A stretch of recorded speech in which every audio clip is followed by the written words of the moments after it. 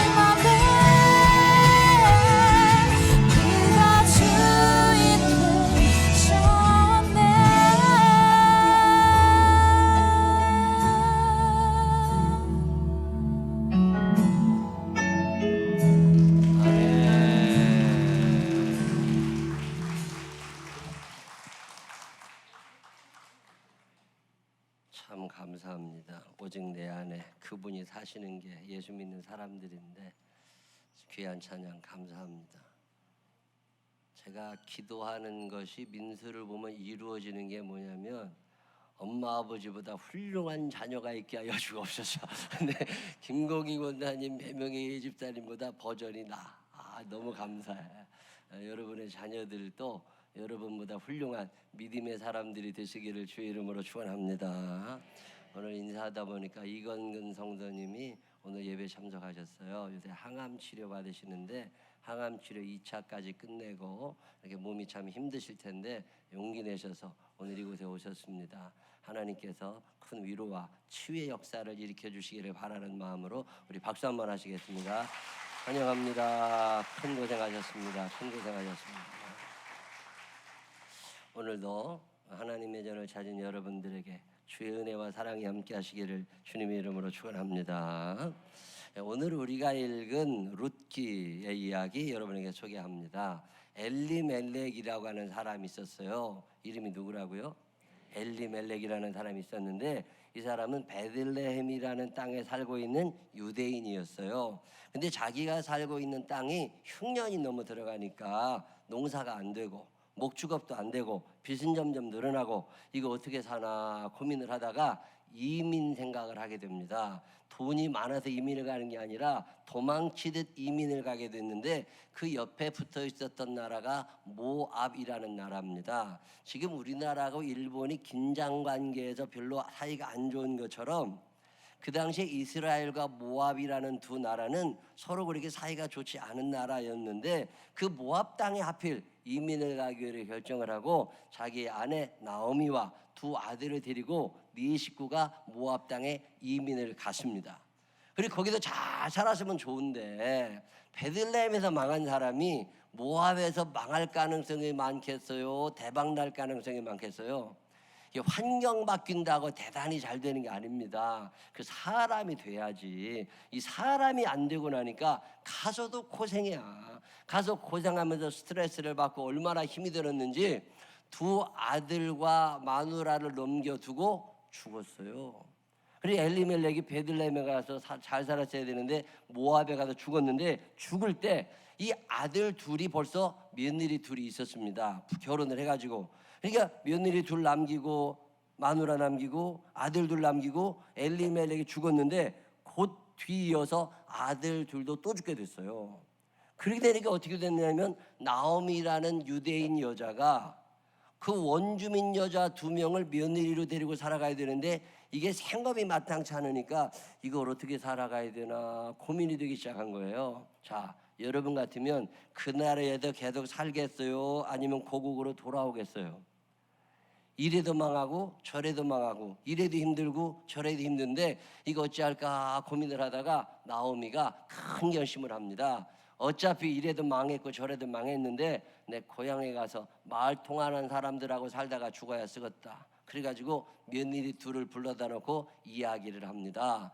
이제 내가 고향으로 돌아갈 거니까 말도 통하지 않는 우리나라 너네 올 필요 없다. 너네는 여기도 그냥 살아. 그리고 떼어놓고 나오미가 출발을 하려고 그러는데 그때 오르바라는 며느리는 친정으로 돌아갑니다. 근데 룻이라고 하는 이 며느리는 돌아갈 친정조차도 없는 거예요. 그래서 이 여자가 아주 유명한 얘기를 합니다. 그 시어머니랑 같이 살면서 믿음이 조금 생겼거든요. 그게 유명한 룻기 1장 16절로 17절입니다. 다 같이 한번 읽어보겠습니다. 시작. 룻이 이르되 내게 어머니를 떠나며 어머니를 따르지 말고 돌아가라 강권하지 마옵소서.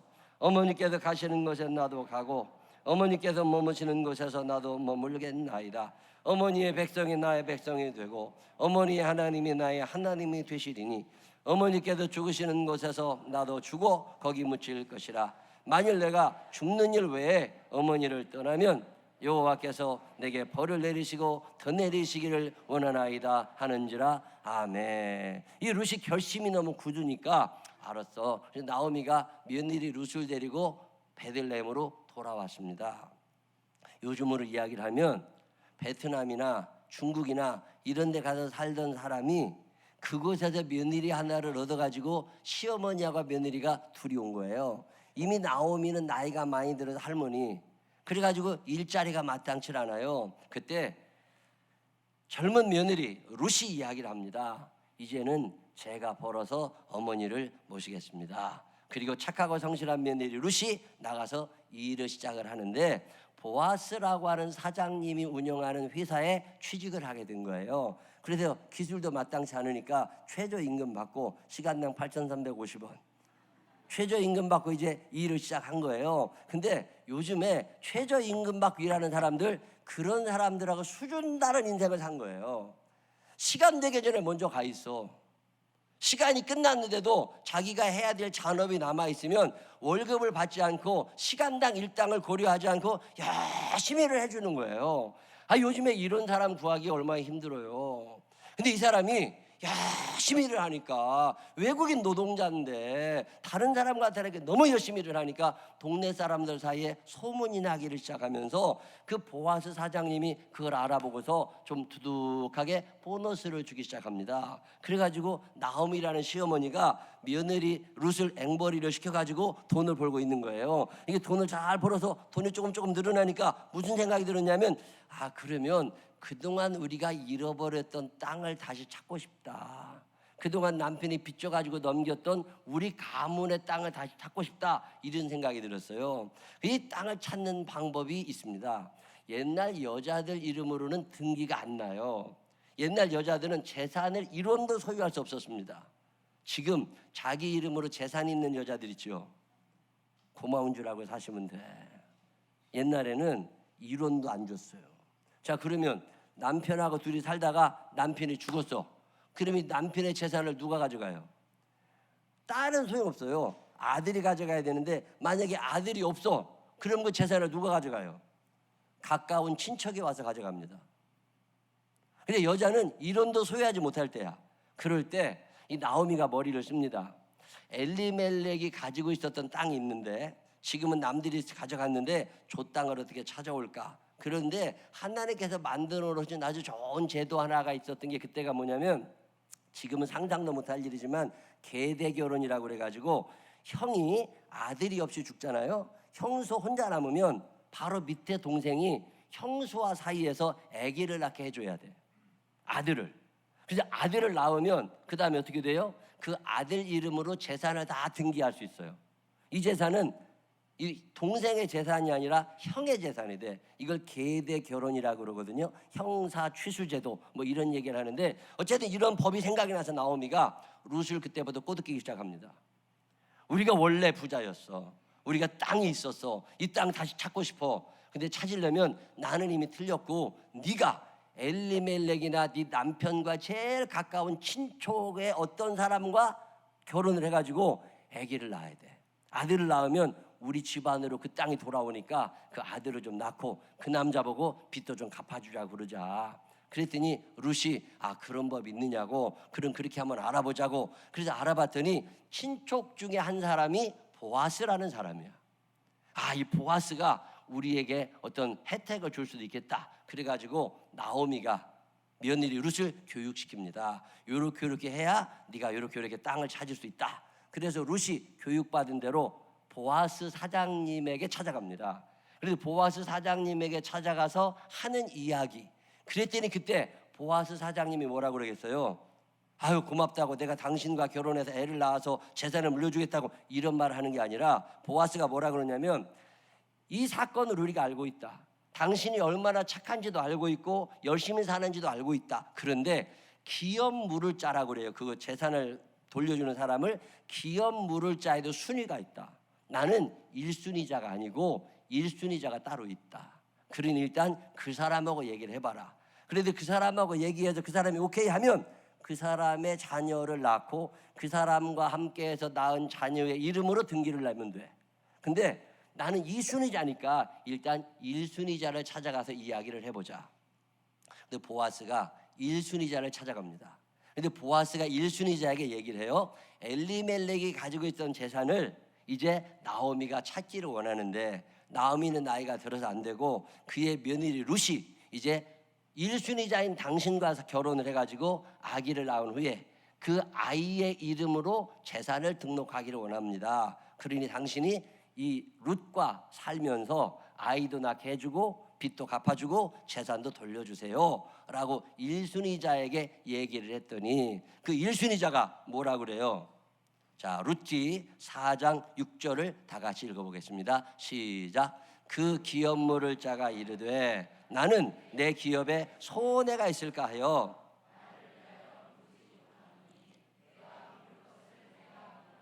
나는 물으지 못하겠노라 하는지라. 아멘. 자, 일순위자가 그 기업 물을 자의 책임을 감당하겠다는 거예요? 안 하겠다는 거예요? 왜? 뭐라고 나와요? 손해가 나니까. 손해가 나는데 어떤 미친놈이 그런 짓을 해? 나는 못해. 그리고 일순위자가 얘기를 했더니 보아스가, 이순위자인 보아스가 그 책임을 감당하면서 이제 일이 이루어지는데, 우리가 읽은 룻기 3장 13절 말씀에 이런 말씀이 있습니다. 다시 한번 본문을 자세히 읽어봅니다. 이 밤에 여기서 모르라. 아침에 그가, 이 그는 누구예요? 일순위자. 그렇지. 일순위자가 기업 물을 자의 책임을 내게 이행하리 하면 좋으니 그가 기업 물을 자의 책임을 행할 것이니라. 그러나 만일 그가 기업 물을 자의 책임을 내게 이행하기를, 그 다음에 어떻게 해요? 좋아하지 아니하면, 기뻐하지 아니하면 여호와께서 살아계심을 두고 맹세하노니, 그 다음에 뭐예요? 내가 기업 물을 자의 책임을 내게 이행하리라. 아침까지 누워있을지니라 하는지라. 이게 무슨 얘기냐면 걱정하지 말라는 거예요. 나오미, 룻 다 살 수 있도록 일순위자가 해줄 건데, 만약에 일순위자가 이거 책임 감당하지 않으면 나라에서 해줄게. 자, 이 룻기 3장 13절이 왜 유명하냐면 한 단어가 4번 반복되어 나오는 유일한 구절이에요. 성경에 어떤 구절에도 한 단어가 4번 반복되어 나오지 않아요. 근데 이 룻기 3장 13절에는 한 단어가 4번이나 반복되어 나와요. 그 단어가 뭐예요? 기업 물을 자의 책임이라는 단어예요. 여러분 살면서 책임이 여러분에게 주어져 있다는 거 아세요? 신약성경, 구약성경 읽어가다 보면 하나님은 당신의 사랑하시는 사람들이 신앙생활을 잘할 수 있도록 영양분을 공급해 주시는데, 그 영양제 중에 하나가 책임이라는 사실을 기억하시기를 바랍니다. 책임감 때문에 하는 거예요. 이 책임감이 없으면 안 해. 근데 대부분의 사람들은 이 책임을 지려고 하질 않아요. 손해가 나니까, 힘드니까 책임을 지려고 하지 않아. 그런데 오늘 보아스라는 사람은 이 책임을 지고 싶어 하는 거예요. 내가 그 책임 지겠다고, 내가 그 책임을 질 거라고. 일순위자가 책임 안 지면 내가 그 책임 질 거라고. 여러분 사는 날 동안 하나님이 여러분에게 주어지시는 책임이 있습니다. 여러분에게 주어지는 책임, 능력이 부족하시거들랑 성령님의 도우심을 구하면서라도 이 책임을 감당할 수 있는 사람들 되시기를 주님의 이름으로 축원합니다. 이거 굉장히 중요한 거예요. 지난번에 교회 공사할 때, 지난주, 지지난주 보니까 우리 장로님들이요 매일 교회를 오셔. 토요일 날 새벽에, 토요일 날 오전에, 토요일 날 오후에 또 오셔가지고 페인트 칠하고 다 짐을 날로. 왜 그러시는 거예요? 집사님이라으면 안 나왔을걸? 그냥만 집사님 때 안 나왔어. 근데 장로님이 되니까 책임감이 생겨. 그걸 책임감이라고 그래요. 권사님들 중에 이 책임감이 느껴지시는 분들이 집 날란다고 그러니까 다 나오시는 거야. 개사회 때 우리가 여성교회 회원들 대접해야 된다고 그러니까 권사님, 집사님들이 책임감을 느끼고 나오는 거야. 이 책임감 있는 사람은 신앙생활 하는데 어떤 힘이 납니다. 근데 책임감이 없어지잖아요. 그러면 그냥 그런 사람 되는 거예요. 집사로서의 책임이 있다는 거 아세요? 권사로서 어떤 책임이 있다는 거 아세요? 주일학교 교사가 되었으면 교사로서의 책임이 있다고. 속회 인도자로서의 책임이. 근데 언제부터인가 이 무책임한 시대를 살아가면서 예수 믿는 사람들도 무책임한 사람이 되어가요. 제가 오늘 일부 예배 때 얘기했어요. 일부 예배 음향, 자막, 피아노, 드럼 이거 담당하는 사람들 있잖아요. 성경 봉독하는 사람, 기도하는 사람. 아침에 8시 55분에 모여가지고 기도를 해야 되는데 못 와. 그리고 9시나 돼서 들어가지고 드럼 치기 시작하고 성경 봉독 시간만 다 돼가지고 부정해. 제가 얘기했습니다. 다음 주부터 하지 말라고. 하나님이 나를 받으시는 거지. 하나님이 받으실 만한 내가 돼야 하나님 앞에 온전하게 예배를 드리고, 내가 드럼을 치는 사람이면 드럼 치는 사람으로서의 책임을 제대로 감당을 해야 되고, 자막을 넘기는 사람이면 자막을 넘기는 사람으로서의 책임을 제대로 감당하려면 먼저 와서 기도하고 준비하고 사명을 감당해야지. 시간 돼서 나와 안 된다. 정결하지 못하니까 하나님이 받지 않으실 거다. 그만두어라. 하나님 앞에 봉사하고 싶으면 시간 돼서 먼저 나와서. 교사들도 마찬가지예요. 교사라는 사람들이 주일학교 애들을 가르치려면 먼저 본을 보여야지. 교사가 9시에 예배 시간을 제대로 못 지키는데 그게 무슨 교사예요? 그래 내가 얘기했어요. 감당하기 어렵거들랑 빨리 그만두어라. 애들은 비록 싫어할지 몰라도 아줌마 교사도 괜찮아. 할머니 교사도 괜찮아. 청년 애들이 교사한다고 서가지고 애들 일상을 망칠 필요 없어. 자격이 안 된다 싶으면 빨리 그만둬. 하나님이 주시는 책임을 성실하게 감당하려고 애를 쓸 때 여기에 그리스도인의 길이 일어나고 하나님이 주시려는 축복이 이어지는 거지, 무책임한 사람들은 안 됩니다. 제가 이번에 교회 공사를 해보니까요, 야, 그 책임감이라는 게 뭔지 매일 나오시는 분들이 있어. 토스트 전도한다, 샌드위치를 나누어 준다, 차 전도를 한다. 이게 부담이 되는 거라. 이걸 책임감이라고 그래요. 이 책임감 때문에 하게 되는 거야. 그러다 보면 어떤 일이 일어나는 줄 아세요? 여러분, 보아스라고 하는 사람은 1순위자, 2순위자, 2순위자. 근데 1순위자는 누구예요? 그 사람의 이름을 알아요, 몰라요? 나 성경 읽다가 별 이름 다 봤습니다. 원래 책임이 주어졌는데, 기업 물을 때 책임이 주어졌는데 감당하지 않은 그 사람, 성경에 이름이 나올까요, 안 나올까요? 딱 한 번 나옵니다. 룻기 4장 1절에 뭐라고 나오는 줄 아세요? 아무개라고 나와. 뭐라고 나온다고? 아무개. 근데 책임 감당 안 해도 돼. 근데 내가 책임을 지겠다고 애를 쓰는 사람 이름 누구예요? 보아스. 그 보아스와 룻 사이에서 아들이 하나 태어납니다. 그 아들의 이름이 오벳. 그 오벳의 아들이 이세, 이세의 아들이 다윗이에요. 보아스가 다윗의 증조 할아버지가 되고, 신약성경 마태복음을 읽어보면 예수님의 족보를 쭉 이야기하다가 보아스의 이름이 나옵니다. 사실은 보아스는 그 순위자가 아니야. 거기에는 보아스가 들어갈 게 아니라 누가 들어가야 된다고? 아무개가 들어갔어야 돼. 아무개 본명이 거기 들어가 있어야 되는데, 이놈이 책임을 감당하지 않은 거야. 무책임하게. 그랬더니 그 이름이 생명책에서 빠져버리고 엄한 보아스의 이름이 거기에 들어가잖아요. 여러분에게 책임이 주어질 때 감당할 수 있는 사람들이 되시기를 바랍니다. 아이들을 양육하면서 중요하게 생각해야 되는 개념 중에 하나가 이 책임감이라고 하는 거예요. 독일의 뇌과학자 게랄트 휘터라는 사람하고 아동발달 전문가 코르넬리아 니취라고 하는 사람이 아이를 행복하게 이끄는 4가지 뭐 이런 책을 썼어요. 아이를 행복하게 하는 4가지. 근데 그 중에 첫째가 뭐냐면 신뢰성이에요. 아이가 어렸을 때부터 부모와의 관계에서 신뢰성이, 형제들과의 관계, 친구들과의 관계에서 신뢰성이 높은 아이들이 행복하고, 특별히 하나님에 대한 신뢰감이 있는 사람들이 인생을 행복하게. 그 다음에 얘기하는 게 활동적인 아이, 열정적인 아이, 게으르고 집에서 잠만 자고 이런 아이들이 인생이 행복하지 않아요. 애들이 너무 많이 자잖아요. 애들이 자면 엄마는 편해. 애들이 자면 엄마는 편하다고. 근데 애들이 잠을 너무 많이 자면 깨워야 됩니다. 그거 애들이 움직여야지 그게 애들이지. 그냥 우리 애는 잠을 많이 잔다고, 그게 절대 자랑이 아니요. 애가 너무 움직여가지고 엄마가 힘들어야 정상이요. 이 사람들이 책에서 4가지를 얘기하는데, 신뢰감 있느냐, 열정 있느냐, 활동적이냐, 이런 거 얘기하면서 마지막으로 얘기하는 게 책임감이에요. 아이들이 어렸을 때부터 가정에서 책임감을 배우지 않으면 이 아이는 행복할 수가 없다는 거야. 네 방은 네가 치워, 아니면 방을 빼. 자, 방 빼요, 아니면 엄마가 치워줘요. 엄마들 회개하시기를 바랍니다. 성민이 네 방 치우냐? 성민이 네 방 치워? 지민이 치워? 애들이 방 안 치우면 방 빼. 그래서 애들 그냥 신발장 앞에서 그냥 서 있으라고 그래요. 책임을 지어, 책임을. 애가 지 옷 벗어서 아무 데나 놓고 설거지도 제대로 안 하고. 자, 애들이 밥을 먹었잖아요.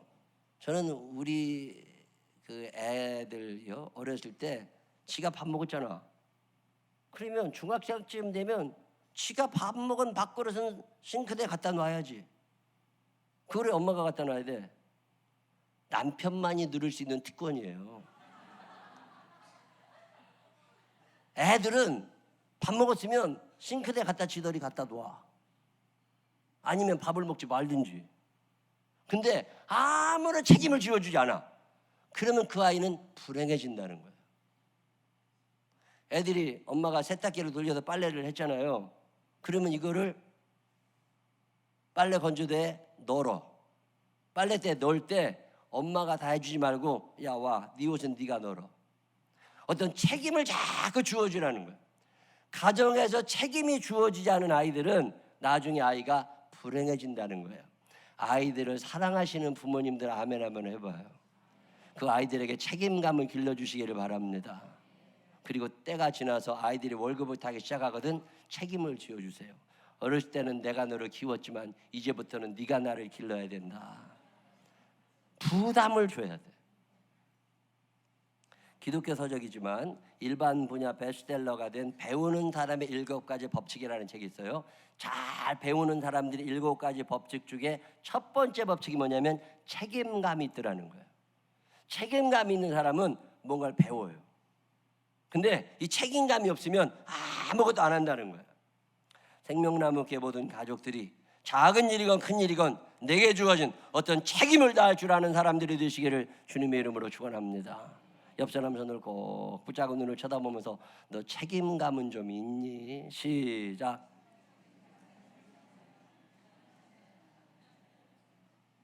어제도 탁구를 치는데 탁구 우리 백 집사님이 일찍 오셔요. 그래가지고 탁구대를 다 펴놔. 왜 그래요? 총무님이거든. 총무로서의 책임감을 감당하기 위해서. 어제 오후에 오전 일찍부터 우리 김성림 집사님 오셔가지고 여자분들 몇 분 오셔서 뭐 주방에서 뭘 하더라고. 뭐 하냐고 그러니까 오늘 카레라이스 만들어야 된대. 그래서 어제부터 그게 책임감이라는 거예요.